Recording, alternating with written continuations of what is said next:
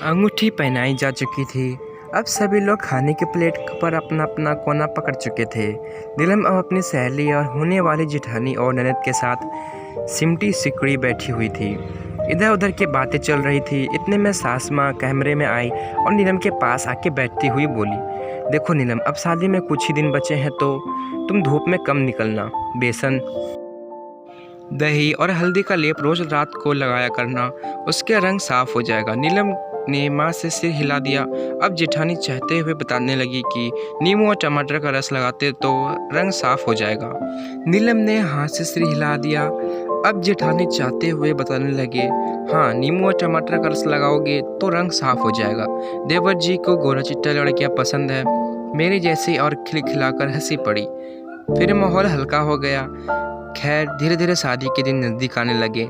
जब तक ससुराल में फ़ोन आता तो कहते घर में रहने, ऑफिस से जल्दी आने और धूप में कम निकलने की हिदायत मिलने लगी। आकाश भी जब फ़ोन करता तो अधिकतर उसके सांवलेपन को लेकर छेड़ दिया करता था, तो कभी सीरियस होकर कहता, नीलम, मुझे तुम्हारे सांवलेपन से कोई शिकायत नहीं है, मगर मम्मी की अरमान है कि उनकी बहू मिल्की वाइट हो। अब भाभी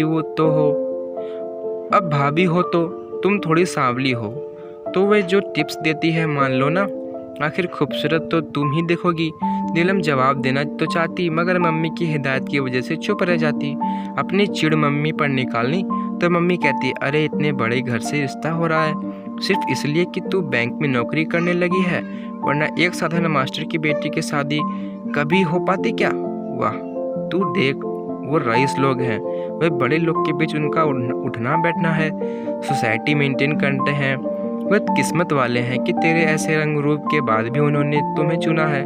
फिर नीलम चुप हो जाती है। उसे भी लगता है कि मम्मी ठीक ही कह रही है। सोचती है कि बदलते वक्त के साथ सब कुछ ठीक हो जाएगा। लेकिन जैसे जैसे दिन नज़दीक आने लगे, सासू माँ और आकाश का यह प्रेशर बढ़ने लगा। नीलम ये सब इग्नोर करना तो चाहती, मगर नहीं पाती। फिर खुद के अंदर ही अंदर वह चिढ़ने लगी। जो रंग खिलना चाहिए था लगाने के बाद वो मुरझाने लगा। शादी के एक सप्ताह पहले आकाश का जन्मदिन था। आकाश ने पार्टी में नीलम को भी बुलाया था। सासू माँ ने पहले ही फ़ोन कर समझा दिया था कि पार्लर होते हुए पार्टी में आए। माँ ने भी भाई के साथ पार्लर भेज दिया। नीलम जब पार्टी में भाई के साथ पहुंची तो उसे देखते ही सासू माँ लाल पीली होने लगी।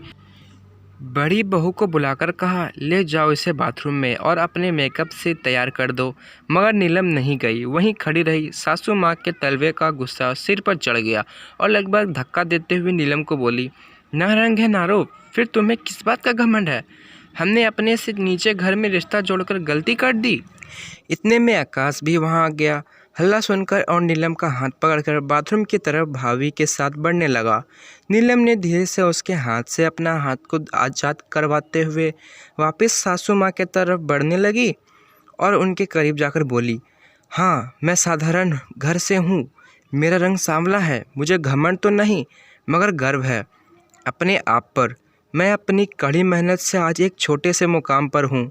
और हाँ, मेरे घरवाले अपने जैसे रईस तो नहीं हैं, मगर उनमें इतना संस्कार तो है कि इंसान को इंसान समझे, उन्हें रंग रूप के आधार पर तौलते नहीं।